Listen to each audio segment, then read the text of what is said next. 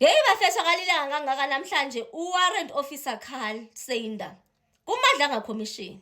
Nizakhumbula mosizolo kulapho bekesixela khona ngendlela akahlukumezeka ngayo emsebenzini waze waendapha etsholwa nangokutshontsha ezaziyobisi worth more than 200 million le ePortshepstone kulanto efaka oGeneral Sinona ke. Ningalibalanga nje nokuthi enye into beke sayikhalazela yinto lokwenza necoffee machine yakhe eyathi yatshontshwa pha wajika yena waze wenziwe nama lie detector test engayiyeka ngaphofu into yokuthi usayifuna bafethu some irritator and usayifuna yini coffee machine yakhe.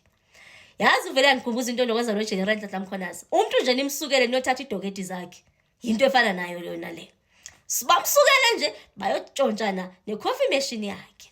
Hayi ke namhlanje kuziwa ngayo ke yonke la testimony yakhe since beyingaqibanga ke izolo. Hayi kuchiwe nje zonke iprocesses zezi attach nje imicimbi onokwenza nento onokwenza neziyobisi zapha emsebenzini. Uzolila nini ke ngokuyena uzoliliswa yinto yoba enye into ne before ndiyilibala kube khona ipart apho eze etsho khona indlela aba advance ngayo aba bantu baze xa betransporta eziziyobisi zabo bafake ama-track apha kwiziyobisi ingathi into ezi-advance kwegqitha ezabo phesipoliseni. Uyitshilo nje into efana naleyo. Hayi ke uliliswa yini ngoku? Nizakhumbula izolo nditshilo into yoba kuthiwe wenziwa i-lie detector test then yakhona into engathi ama-results waba deceptive. Hayi ke according to yena uyaba khona into ongathi waxelelwa ngongathi ama-results aveza into yoba uyaxoka. Kuyakhona into ethi apha kuye but if ndixoka ke ngoku why kube andikaxothwa because usually umuntu uyaxothwa. Yamangaza nje loo nto leyo. Hayi bafethu namhlanje pha kuMadlanga Commission bathe nje nexa bezawuqala le process kwegqi email esuka kulo muntu wayenze i-lie detector test iveza into enokwenza ne-results zala lie detector test. I-result ezithi wafumaniseka into bakaxoki. That's when he got emotional. So you can imagine into yoba emva kwethuba elingaka phansi kwenhlupheko phansi kwengcindezi enendasebenza phansi kwayo kujike kube kuthi nazi i-results ziyabonisa into yoba ngixoki. Bafethu uye watshintsha ikhala. Into encedile nje into yoba yonke lento yenzeke just before bezawuthini bezawu-ajena then wakwazi into yoba thini azicompose. Bafethu siyahlukumezeka emisebenzini. Nam ndimane ndiyitsho le nto ndisezabalisela imibali. Okay bafethu sibuye. So after yena ke wayenza nje i-testimony yakhe yonke ke bafethu ne then after yena ke wangena omnye okuthiwa ngu-witness I.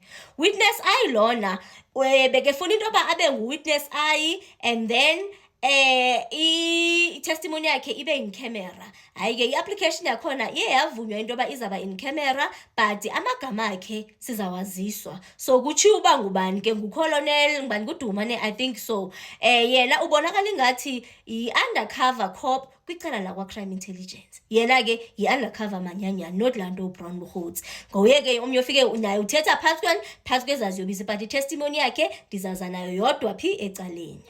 Bafethu ndizothasha into ezimbalwa apha. Niyamkhumbula ndidlo magistrate lo beke strike icase yabo Sibanyoni oJoe Sibanyoni kwela cala laseMpumalanga. Hayi bo bafethu la magistrate lona ndandivile vele into yoba ngumuntu ozoya kwi-retirement. Hayi bafethu i-last date yakhe emsebenzini bokuyi-Friday. So already as ndithetha nani ngoku njengoba kuzi-2 zikaJune 2026 she's on retirement. So wenze laa nto ezazi uba yena utheni uzothatha umhlala phansi. Sigqithe namhlanje South Africans upresident wenu ndithetha nguPresident Cyril Matamela Ramaphosa ude wawuvula umlomo kule nto akayibonayo enokwenza nabantu bokufika. Hayi ke niyamazi into yoba uzaba nayo into yoba right now isimo uyasibona nayo into yoba sisafuni nje umuntu ozatyhala yeke. Kumele nje abe nayo caution xa ethetha amagama akhe wakhethe. Wakhethile namhlanje unayo into etsho into yoba yona ingxaki yokuba kumanejeke ama-legal immigrants lana kubonakala ingathi yona ingxaki khona. But ke nyamazi uzaba nayo laa nto kufuna ukuyiqoqosha nje into yoba however makungabikho i-violence i-xenophobic yonke loo nto leyo kona ikhona into ebonisayo ngongathi sesiyasuffocatheka. So wavezile amagama ngathi anjalo. but esafuna ukuthini, esafuna ukuthi nje baze bangahlukunyezwa abantu. Still imicimbi onokwenza nama-rights wabantu, whether ba-legal whether bekho illegal, yonke loo nto uyithatshile ke ne. But nje namhlanje xa kathetha ndimvile uba amagama akhe uyawagada. Ndibuye bafethu, i-SIU nayo ibibhizi ngezazo kulelo icala. Kunobugulukudu obuvelayo bafethu. Enye umcimbi endizawufuna nje ukuwuthatsha apha, yinto onokwenza nabantu bokufika okubonakala ingathi baye babhenefita kuma-bursaries, thetha ngezi-student kwiside lase-Free State.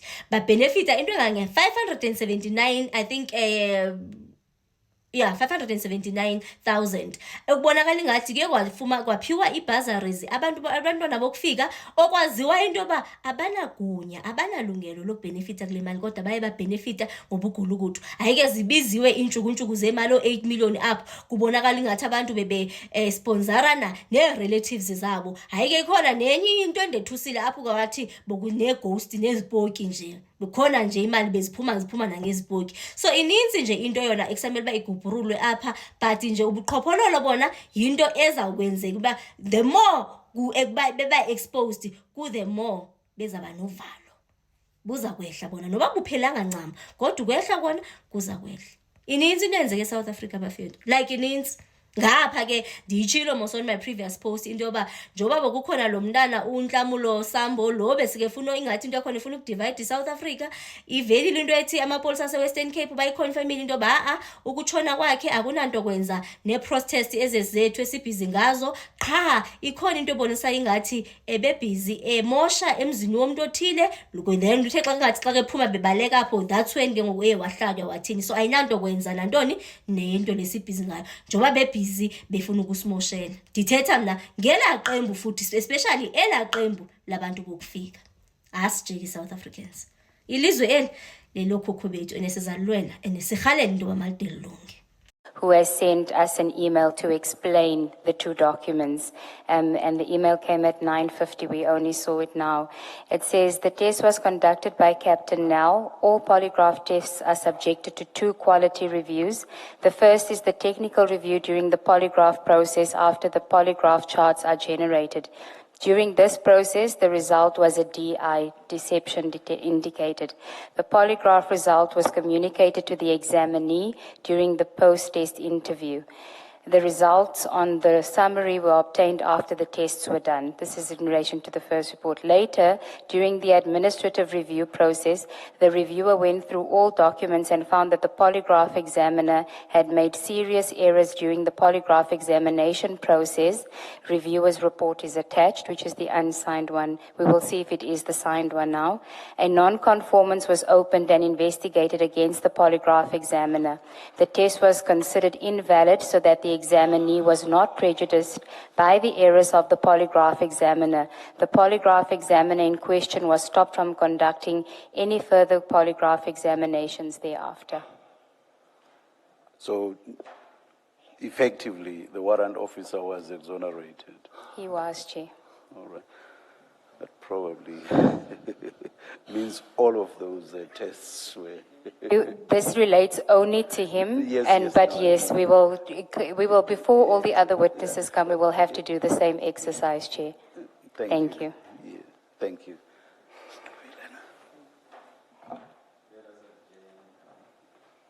We are done with the witness, Chair. Warrant officer, you are excused. Thank you, Commissioner. Thank you very, very much for your testimony. And at least I'm happy that we are at the point where we are adjourning. I see that you are emotional, so you'll find time to compose yourself now. Thank you very much again, Warrant Officer. Let's adjourn and resume at 11:25.